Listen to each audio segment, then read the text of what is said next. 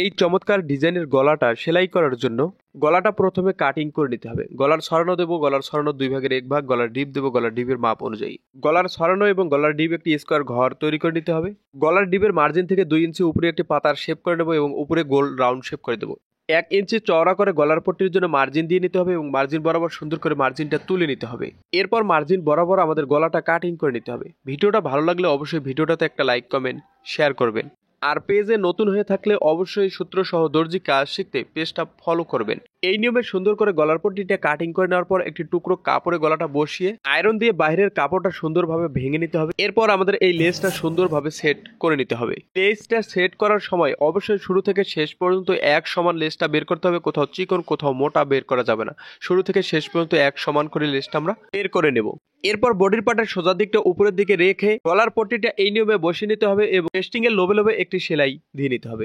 কোনাতে আমাদের একটি লুপ গুজিয়ে দিতে হবে যাতে আমাদের বোতাম লাগিয়ে নিতে পারি। চারপাশে একেবারে পেস্টিং এর লোবে লোবে সেলাইটা নিয়ে যেতে হবে। কখনো সেলাইটা পেস্টিং এর উপরে উঠানো যাবে না। এরপর গলার ভিতরে 2 সুতো পরিমাণ সেলাইয়ের কাপড় রেখে বাড়তি কাপড়টা সমান করে আমাদের কাটিং করে নিতে হবে। এরপর গলার পট্টিটা সুন্দর করে আমাদের উল্টিয়ে নিতে হবে, কোনাগুলো ভালো করে বের করে নিতে হবে। এরপর লেসের বাইরের দিকে এক সমান করে সেলাইটা দিয়ে নিতে হবে এবং খেয়াল রাখতে হবে নিচের কাপড়টা যেন কোথাও জড়ো বা ঘোষ না খায়। পুঁথিতে একটা কাপড় পেঁচিয়ে সুন্দর করে লাগিয়ে নিতে হবে। ভিডিওটা বেশি বেশি শেয়ার করুন। ধন্যবাদ।